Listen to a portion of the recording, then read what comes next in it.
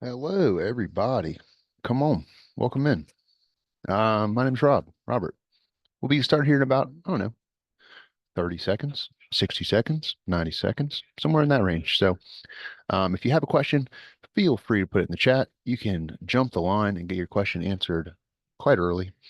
But if you are just here to hang out and listen and learn and lunch, that's great for you. That's great for you as well. So, you can let me know. I see we got more and more people joining. Just let me know if I can help you in any capacity, and we will get the party started. So, like I said, we'll get started. See more and more people joining. We'll get started here. I don't know, 60 seconds or so.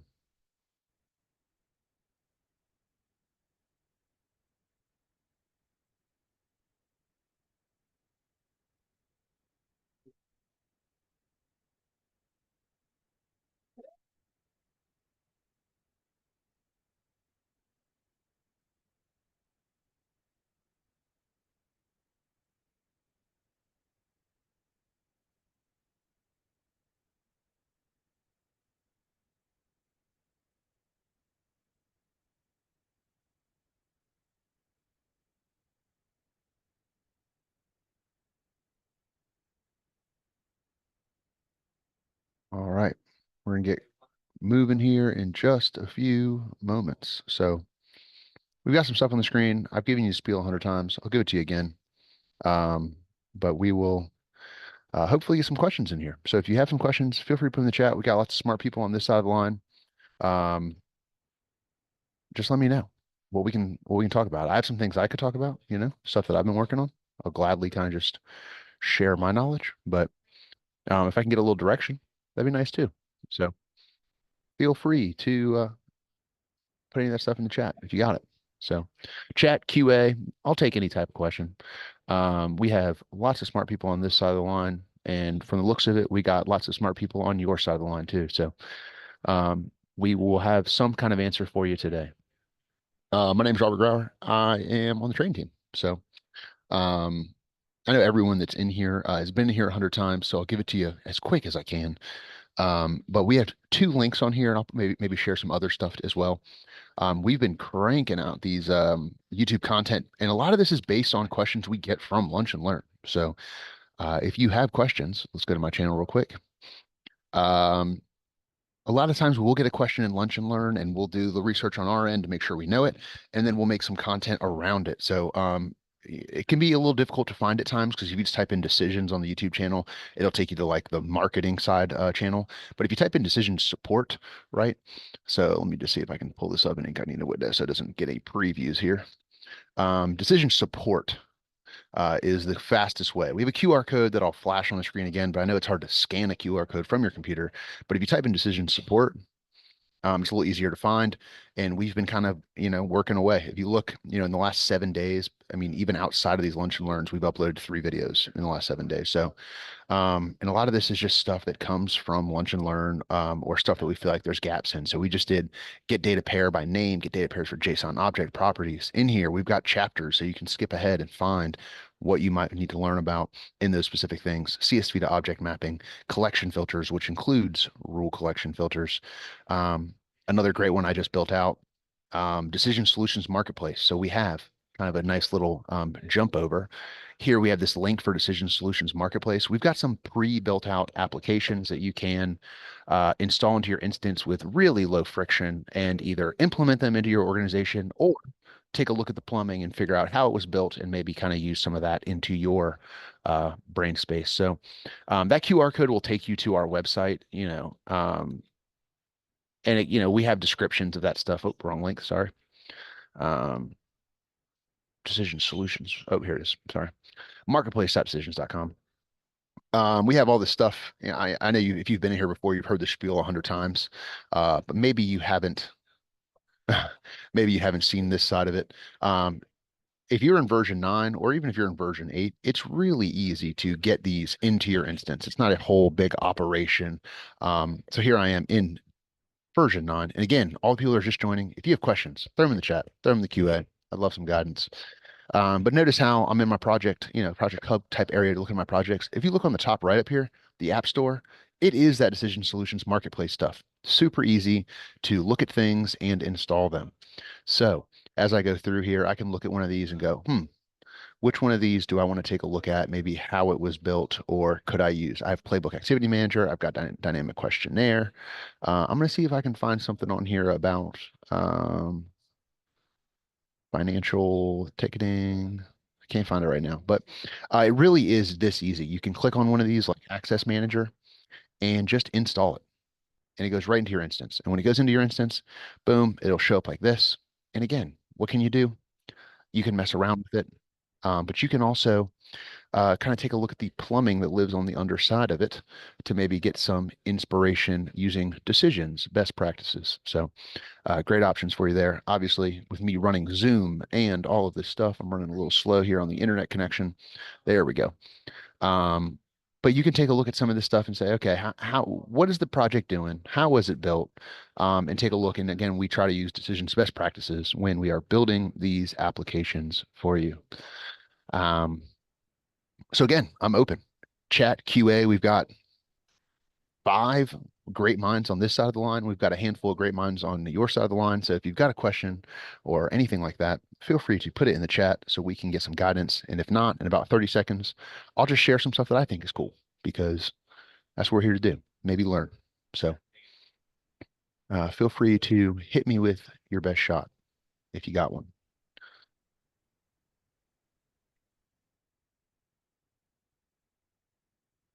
Anything in the chat, anything in the QA.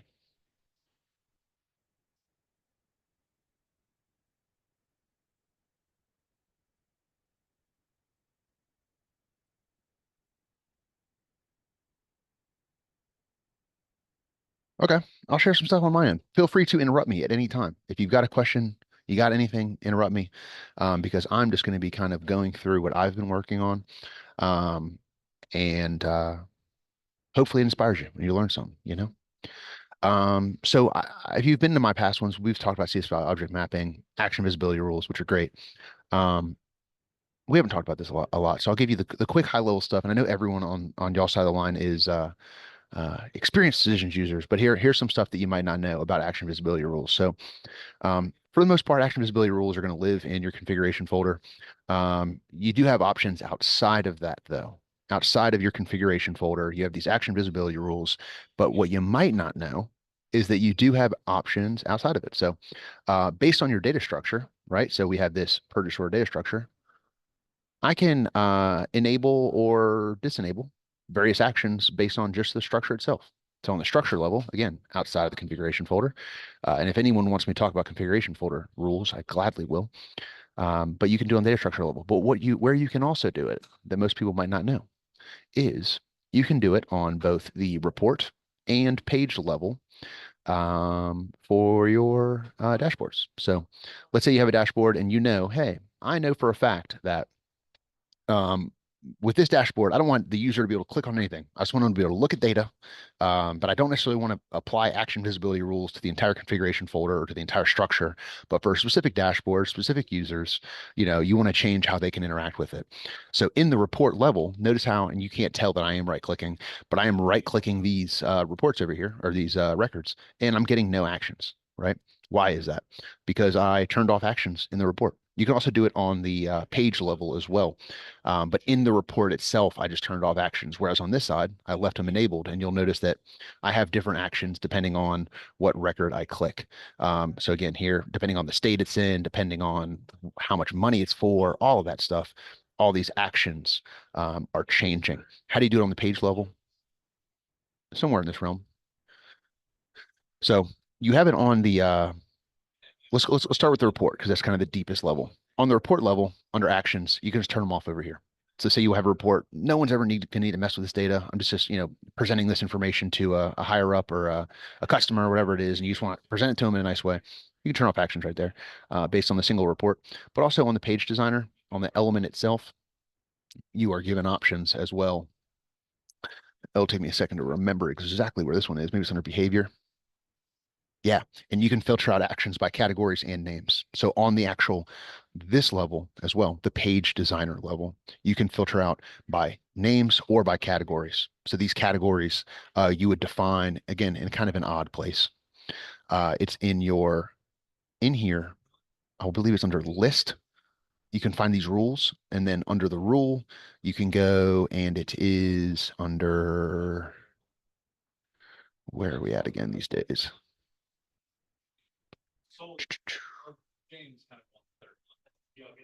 I'll have to find it. But you can add the categories in here as well on these rules. I just got to remember where it's at. And if anyone on my side, I just made the video a couple days ago, so I should remember. But uh, What are you looking for? just where you can categorize these rules. And we did get a question, so I'm going to pivot here in a second. That's in Uh, the configuration folder. no, there's a way you add categories. You have to go through list view. List Um, view. yeah. Here's what I'll do. Watch this. I know how to find it. Give me about 2 seconds here. I'll watch my own video. And then Peter, we'll jump to your question in about 20 seconds. Just let me kind of close this thing out here. By category. Boom, boom, boom, boom, boom. It's in this area. Can't find it about 10 more seconds. I will pivot because I don't want to watch a full long video here. Okay. But it's in there. I'll come back to it. Let's move on to Peter's because we got an actual question from a real person. So, Peter, the question we got was, I want to display data from a data structure on a dashboard and add a chart. I've been struggling because the data structures are not flat. So I don't just want to show each object as a row with the field names as columns. Not a specific question, just as a general area of interest. I will gladly unmute you and let's talk about what we can figure out together here. I'll make a whole new project for this. So can you give me some clarity around just for my own, the data structures are not flat. Like what type of data are you coming in with and what kind of data do you want to show? So you don't want to Um, show each object as a row. Yeah, go ahead. yeah, Sorry about so it's time series data. So for example, the a series might have, a geography and an indicator ID and then data points. And data points is a list of kind of period value pairs, or there might be some more data under there. But like so the periods and values I want to display in the report are kind of nested within the list of data points. that. Okay. That seems like a big old build out. Let me think about how what advice I might have for you, just in general area of interest. Okay. So you don't just want to report on the rows. We don't really want to do any type of calculations on it because that's not going to be very performant. So, and again, apologies if I didn't absorb the question the right way, but you have a field of data and you want to parse the data. And what was the? Can you just give it to me one more time, and I'll see if I can absorb it a little better. Sure. And I mean, I know next to nothing about reports and stuff, so if you show me basic stuff, I'll probably learn a lot. That's fine. Cool. But Yeah. but yeah, Bring.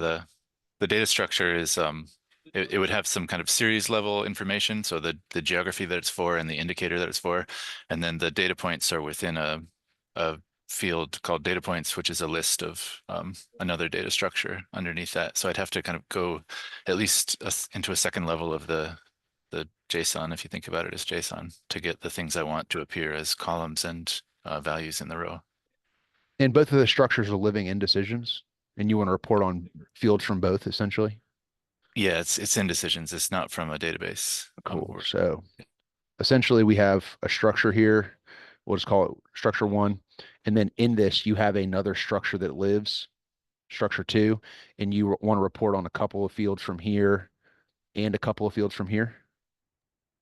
Yeah, basically. And two is a list of them, right? So ideally I'd like each column to be one of the twos from the list, if that makes sense. One of the twos from the list. Right. So like two is, in 1999 the value was 5, and Okay. then in the next year it was 10 or something. So it would be great if I could have each column be one of those years, which is stored as a separate 2. It's stored as a separate list in, let's say, this record or this field, this data Uh, member.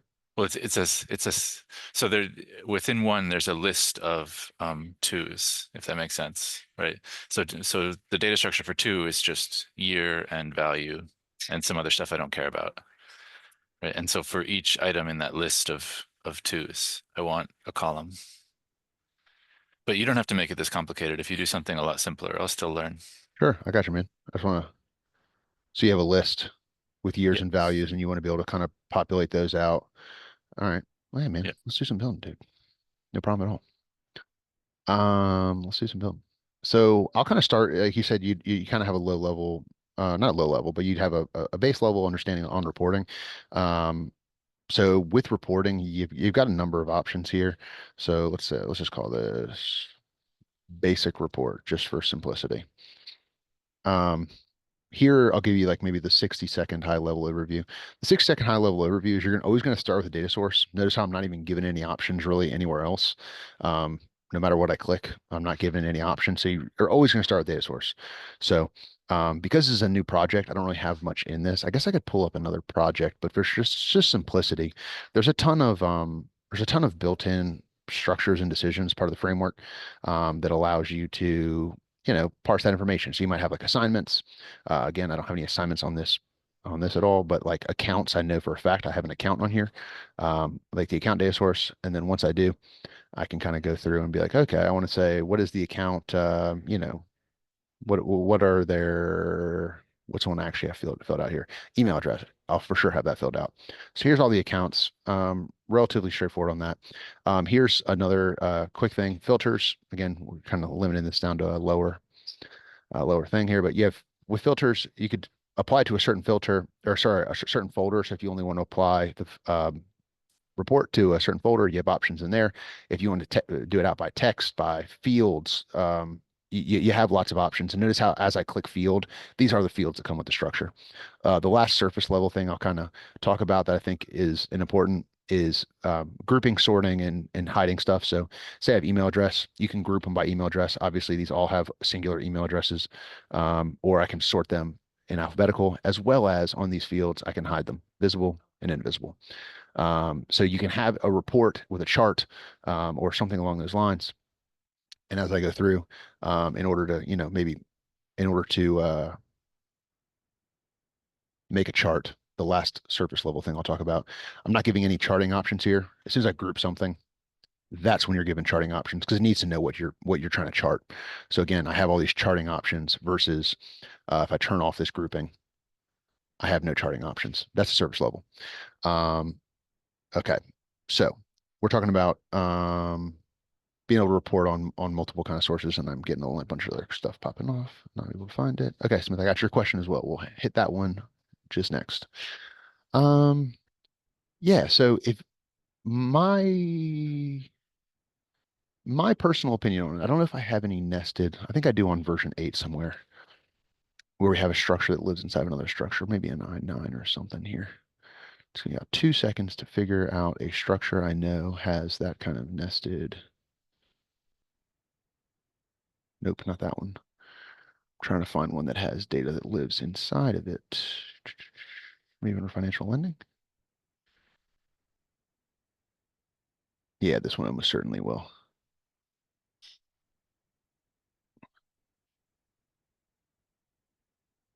This one almost certainly will.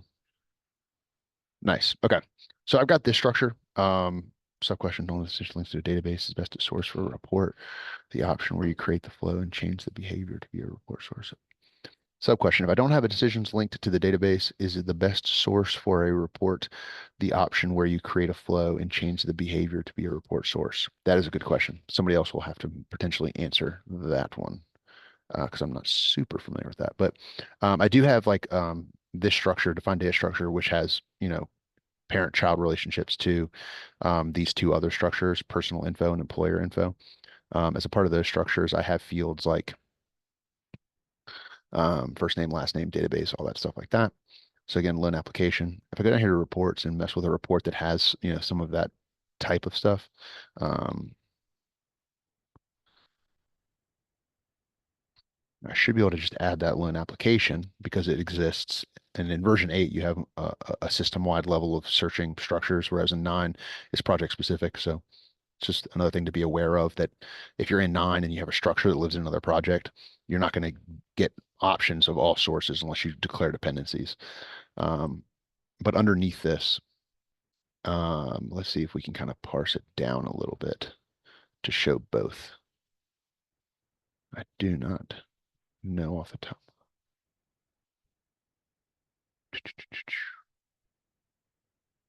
Entity name. Anybody else in here got a good concept of this one? I'm not sure Which one? if I'm trying to report on a parent-child relationship essentially. Right, but so is it talking about the sub question? If I don't Yeah. have decisions linked to a database, is it best to source the report option where you create a flow and change the behavior type to report source? You can do that. You just got to understand that that's not performant. So like if you're reporting of a database that's got like 100,000 records, and you have a lot of users hitting that dashboard, you will see a performance impact. So we don't recommend at all utilizing flow report source, or if you do have to use it, you just use it very sparingly. The other way that you can do, if I don't have decisions linked to a database, is it best to source a report? How would you? Yeah, exactly what Jeremy said. I was actually going to talk about that too.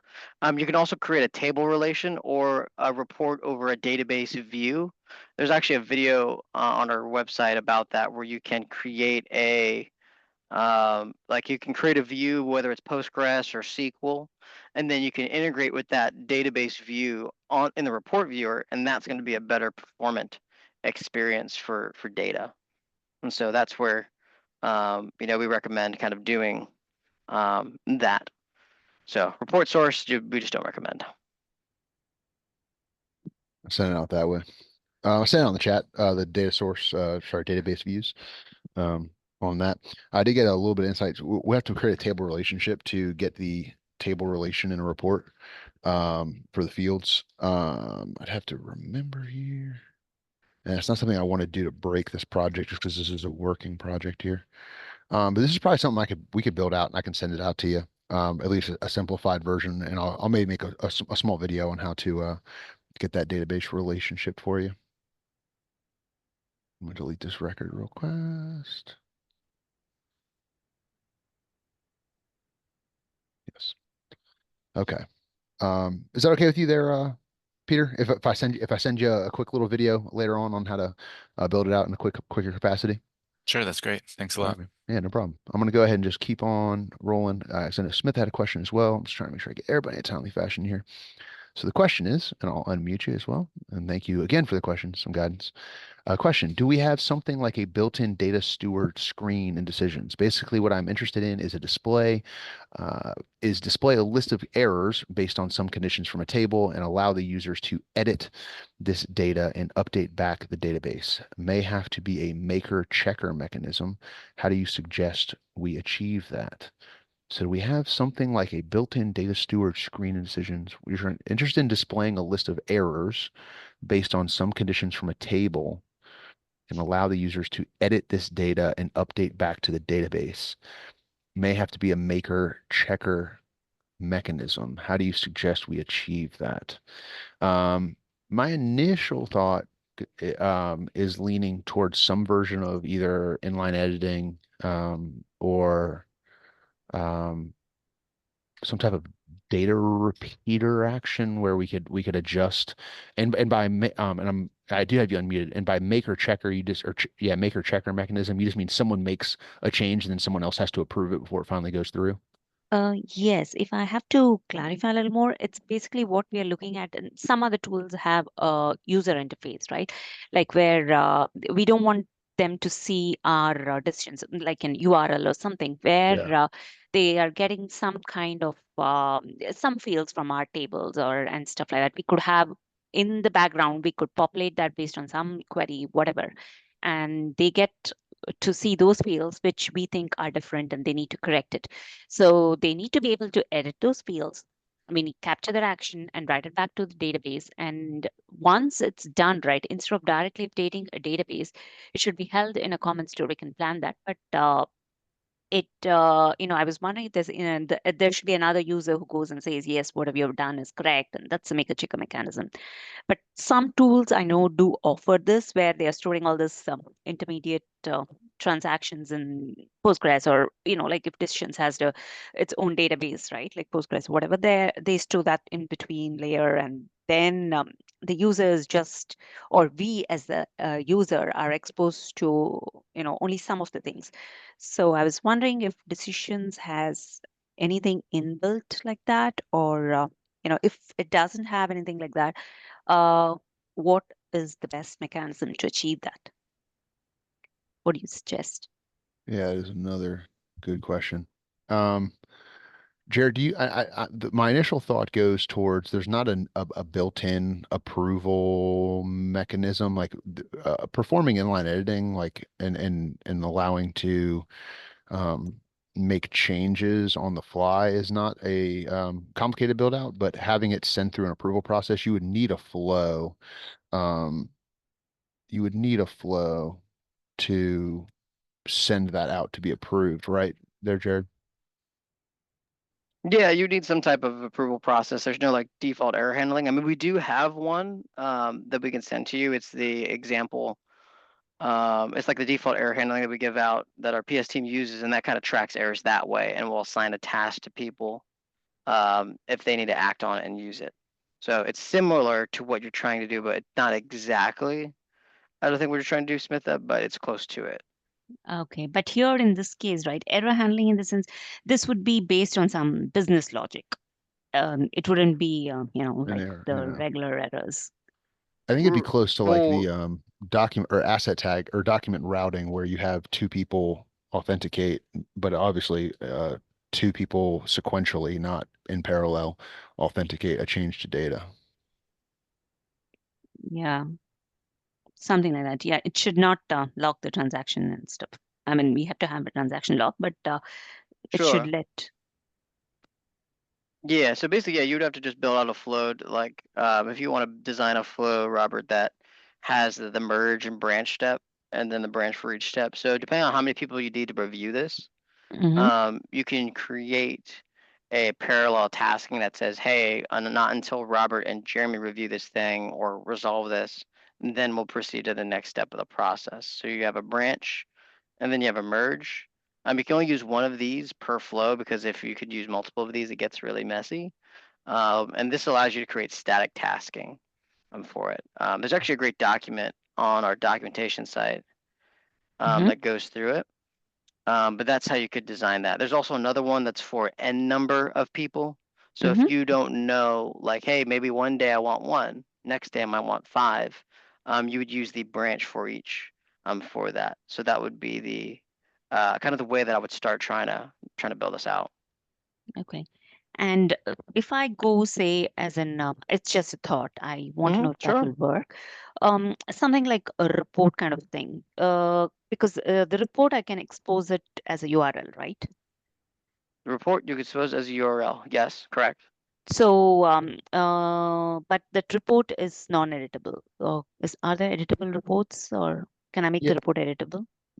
yeah, the report would, yeah, you can make the report editable on a, and I do believe I'll send you this as well. It's been a couple months since I've made it. Um,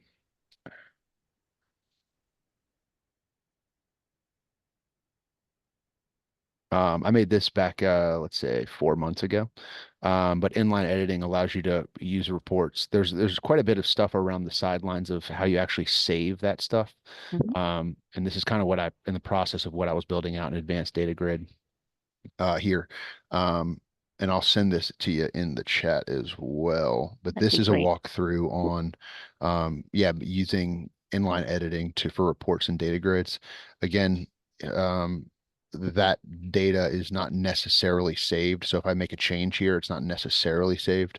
There are kind of sidelines to that. Let's see if I can put this in everywhere. Boom, everyone. But this is on the reports and data grids and decisions.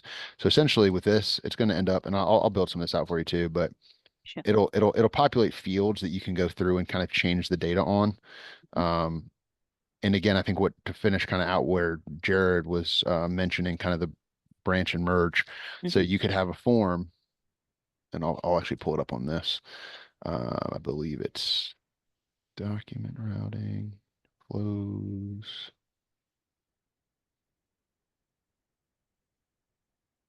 Yeah, it is this one. Nice.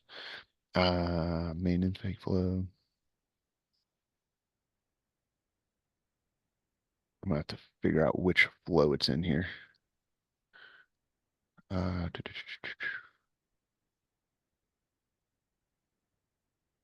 Nope, it's outside of that flow. I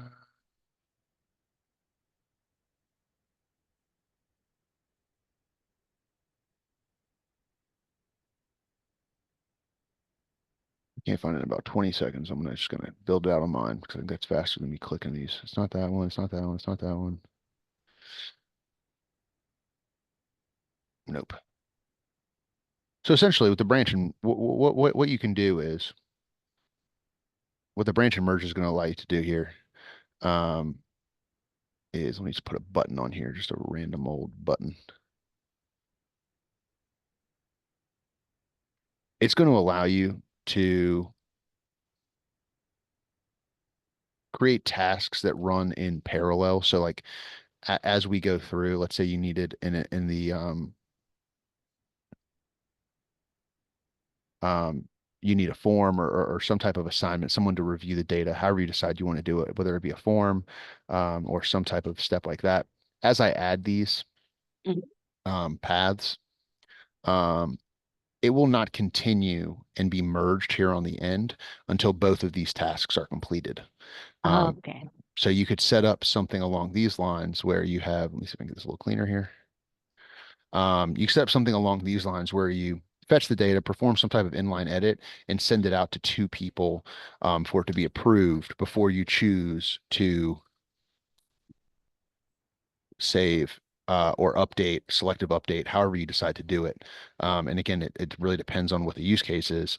If you have some type of user-defined type, and again, in 9, I don't have any structures built into this project, so I'm not going to get any options there. But you could use like a selective update and selectively update certain fields and certain entries as long as it gets approved by two people.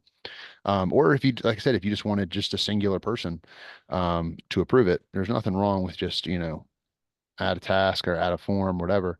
But again, this will all live in decisions and have them, hey, comes through, we perform the inline edits. And once this is done, you'll have actions on the tail end to save those changes.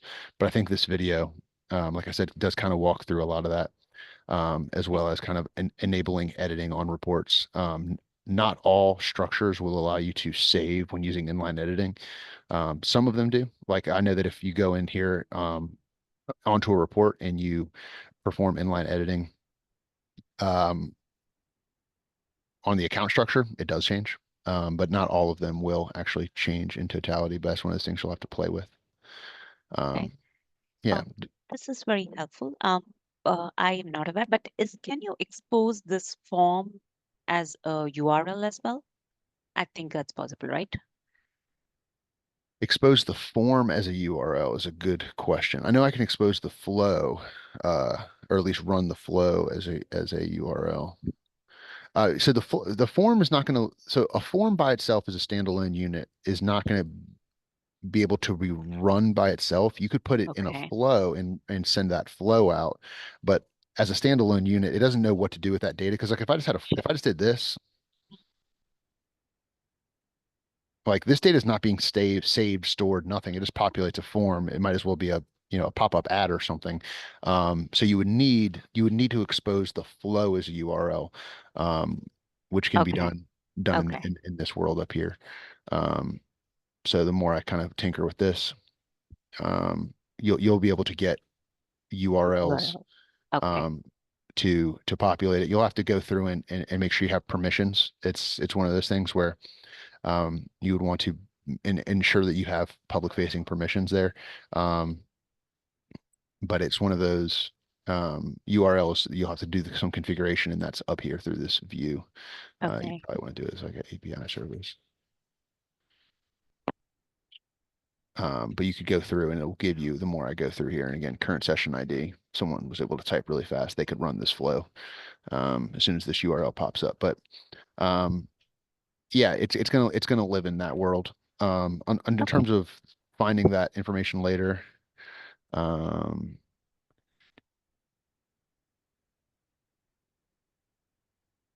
under documentation, it's integration details. It'll give you more information about, um, how you can get that URL or override all the different, knobs and levers in that integration details for you on documentation.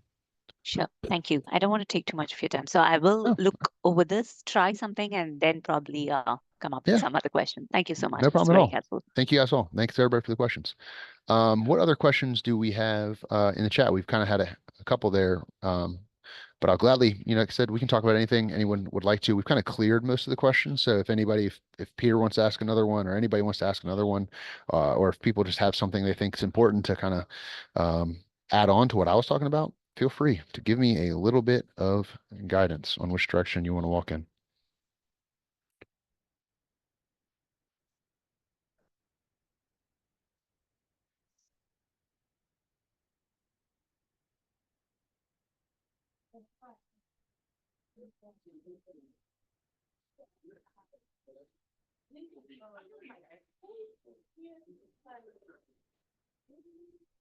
Yeah, and for those of you that were interested, again, although I use the word inline edit over and over and over again, the actual tool you're going to use is called an advanced data grid.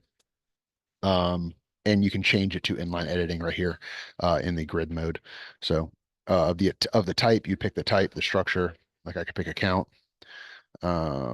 show actions, input data name. We'll call this account input. You can add buttons. So the data grid buttons, advanced. I want to say it's just maybe under button, but they're specific. Here they are: data grid, add and remove. If you choose to go with the data repeater, you've got options there as well for specific buttons that are programmed to kind of work with data grids in a homogeneous way. And I do know that with 9.3, we do have some major changes coming to this inline editing as well, where you can output just the changes. And 9.3, I believe, just dropped today.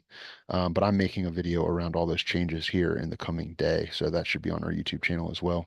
But I do know with 9.3, we do have the option to output only the changes from an advanced data grid, which is nice. So let's see if we can just fetch some of this stuff. And again, please feel free to interrupt me and give me some direction here for the folks that want it. So again, account, we'll map in that fetch entities output, which again, would be a better practice to rename all that stuff. Oh, got it kind of clunky for some reason. I need to actually add those fields in which we want to see. So you actually have to add the fields in which you want to see. So here's that report again, because it auto-populated account data grid. Why? Because that's what I selected right here, the type account. But as I go through, I can say, okay, I know that under account, I have email and I have created on date, stuff like that. So now you'll also have to go in here and make sure that can edit is an option. Can edit, and you can turn that off. So let's say on created on date, I want to turn that off. Right there. And I believe on the report level as well, you have to enable editing as well, if I remember correctly. It's been a couple months since I've done this. Let's just see if it works. And then if it doesn't, I'll figure out how you turn on that editing. But I do believe you have to do it on the report level as well. But the video for sure has it right.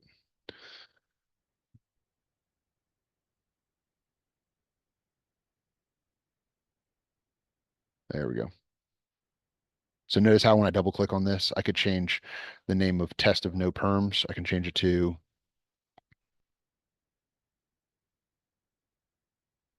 robertg@email.com. But if I do that again, if I double click on the field where I can't edit it, I'm not given any options there. But I am given options there. And notice how when I did it, it didn't save that. Because again, in this particular formatting, it's not going to save unless you choose to save the entities after it. Whereas if I chose to do it through a report style in enabled editing, it would save those changes. And again, I'm fully open to questions when people have them. I can kind of bounce back. I'm just kind of having a little bit of fun here.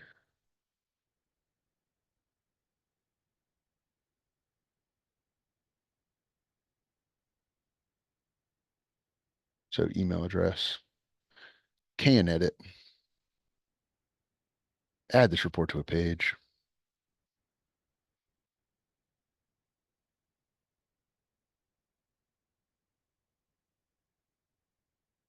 It's not inline, I know that. Apologies on the bad naming convention there. I guess maybe it is technically inline editing.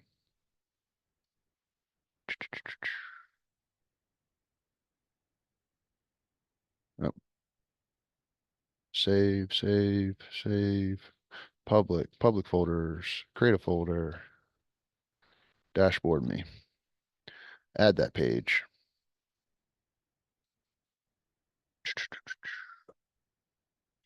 Add a page.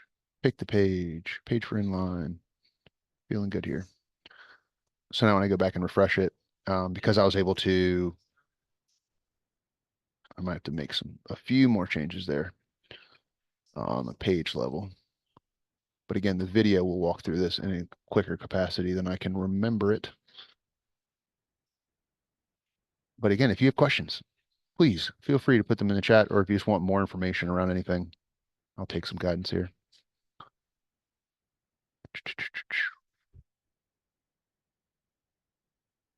Column filtering, grouping, nope. Behaviors under there. No, under help, wouldn't be under help. It would be under, I think maybe maybe I was right the first time where I need to change it on the report level as well. All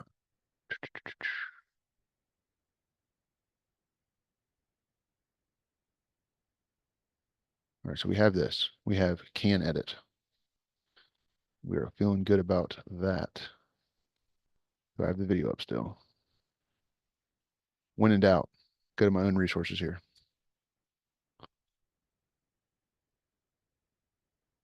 Yep, can edit in two places. So you need to do it on the field and you need to do it under grid view. Look at me. All right, I think we should be good here. There we go. See, I need my own resources sometimes. So now that I've done that,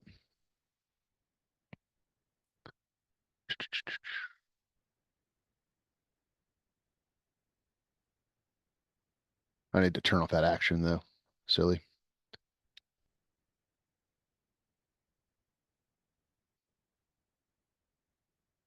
Yep, I typed underneath that action bar. So when this pulled up, I just typed in test at test.com. I changed that account. And now if I go back into settings, security accounts, I believe it is test at test.com.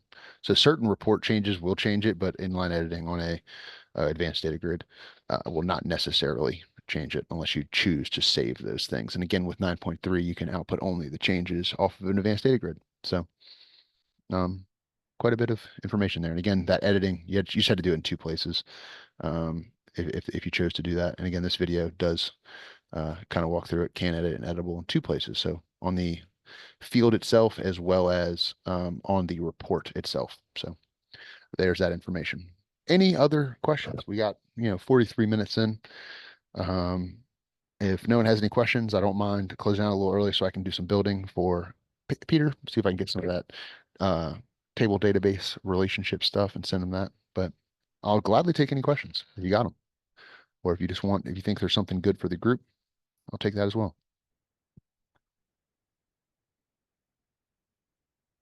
All right. I'm going to go ahead and close it for the day then. So again, you got a couple more seconds. If you choose to hit the chat, hit the QA, I'll gladly take anything. But if not, we'll go ahead and close it out. A good 45 minutes. We are back tomorrow. We'll see who we're back with. Back at it tomorrow with, I believe it's Jared. Nope, it's Jeremy tomorrow. So one of the smartest guys I know. So he'll be able to give you some more information tomorrow. So I appreciate everyone stopping in. Hopefully you had a good time. We will see you folks tomorrow. Thank you.